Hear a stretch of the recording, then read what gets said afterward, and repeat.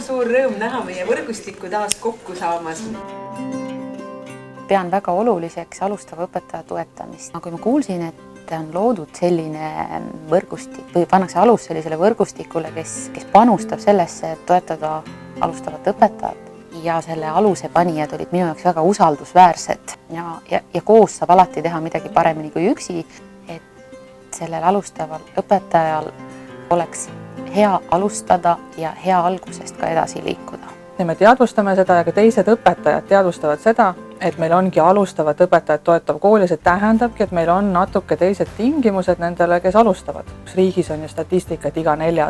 lahkub peale esimest aastat, kui ta on kooli tööle tulnud, siis meil seda ei ole. Minule koolijuhina on see võrgustiku väärtus see, et ma siiski kohtun oma heade sõpradega, siin kas või tänasel kohtumisel, aga ka niisama me räägime ja ka teised koolijuhid, kes näevad, et me oleme alustavat õpetajat toetav kool, me oleme koostöös leidnud mingisugused uued rakendused nagu Glanbeat.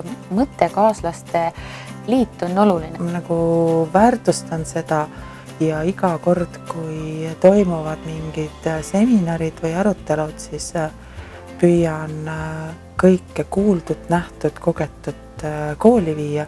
Nii et seeläbi on kasvanud ka meie enda kogukond koolis tugevamaks. Et see on ikkagist nagu mõtteviis, et sa päriselt tahadki nagu toetada ja selle ja sellest rääkimine ja siis oma sugustega siin koos olemine on väga suur väärtus ka minule koolijuhina. Või omavahel arutelude, mõtiskluste, vahel ka vaidluste ja teineteise täienduse paik on olnud tõsiselt suur kohtumispaik.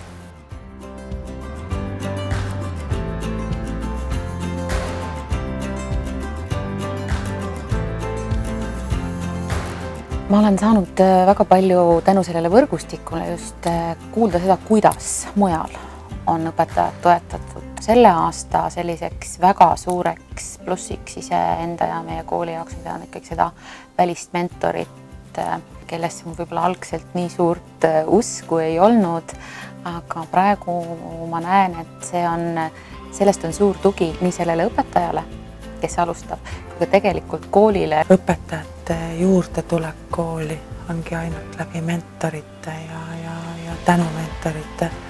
Tutvustame oma koolikultuuri ja saame ühiseks koosluseks. Alustavat õpetajat toetav kool tõi ellu meil selle, et me teeme nüüd neid arenguvestluseid õpetajatega palju tihedamini. Ja ma ütlen, et imelisi asju juhtub, et õpetajad on avanenud, nad on ise endale eesmärgid võtnud, nad teevad asju, mida ma kunagi ei arvanud, et keegi hakkab tegema. Muutusi on palju. Kogu see personalitöö, ma arvan, et on saanud meil innustust nendelt kohtumistelt.